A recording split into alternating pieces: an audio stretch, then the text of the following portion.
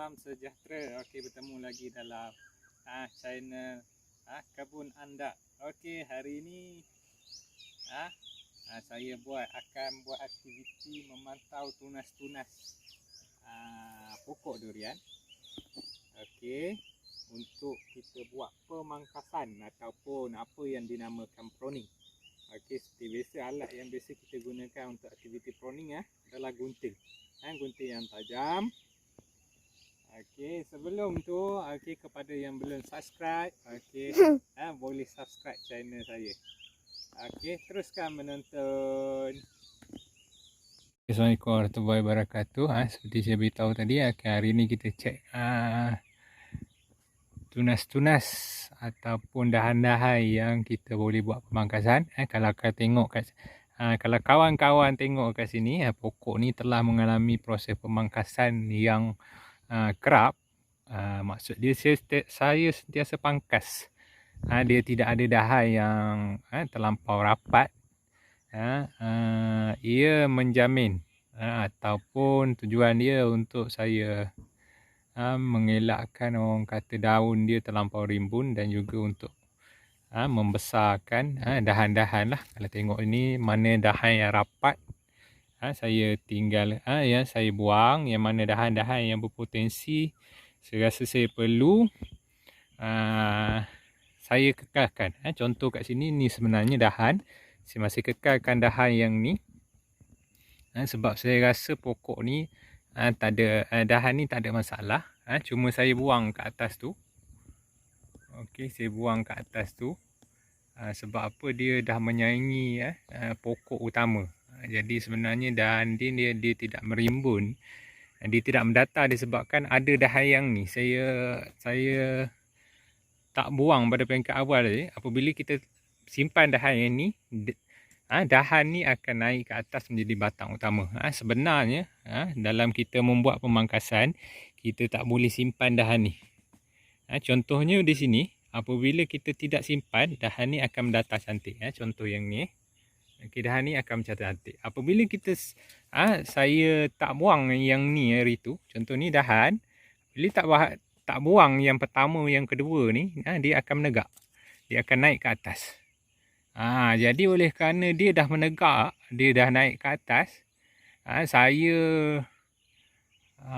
simpan je. Saya simpan je dahan ni besar ni, dia maknanya masuk dalam dahan-dahan yang berpotensi juga nanti. Okey, saya akan buang lah yang mana saya rasa tak perlu. Okey, contohnya dahan ni. Okey.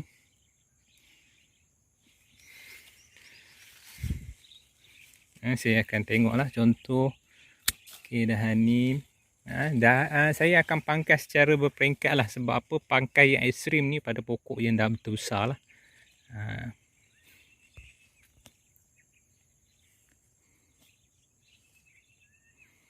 Contoh dahan ni dahan ni tuan-tuan, saya nak simpan, saya nak tengok dia punya tahap pembesaran dahan tu macam mana.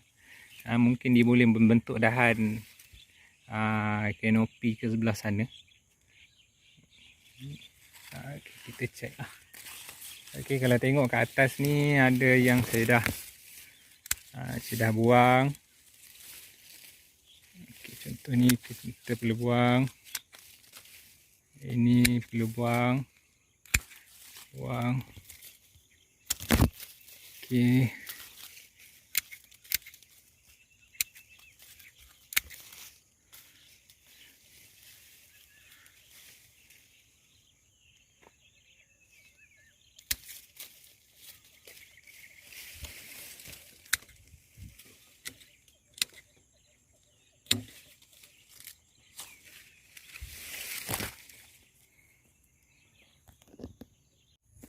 Okey, kalau tengok pokok ni tuan-tuan, ni banyak tunas air. Tunas air ni dia banyak makan baja. Kita perlu buang lah.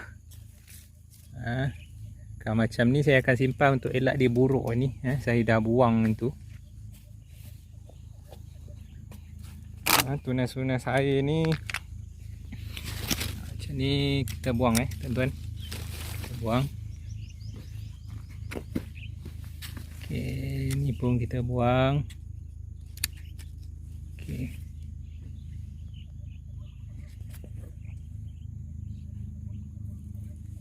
Tengok pokok yang seterusnya.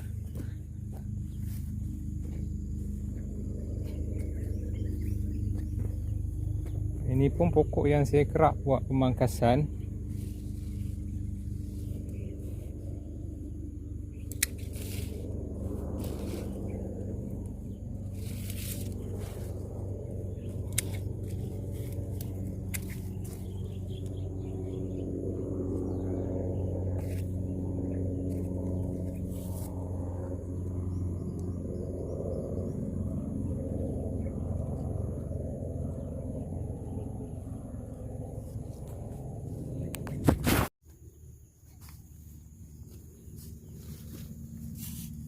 Okey, kita cek pokok yang ni. Okey, pokok yang ni macam jarang kena pangkas. Jadi kita pangkas.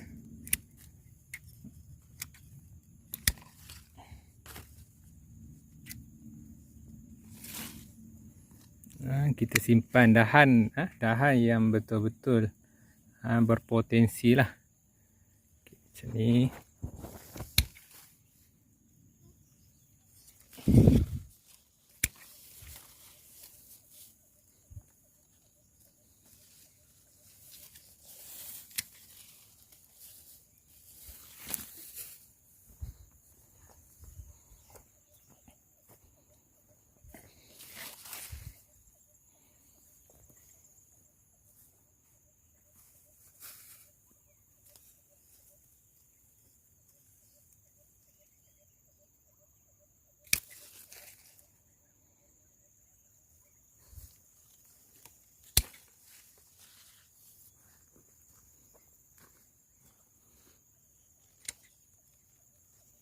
Pemangkasan tunas-tunas air, nampak ya tuan-tuan. Tunas air ni kena buang. Okey.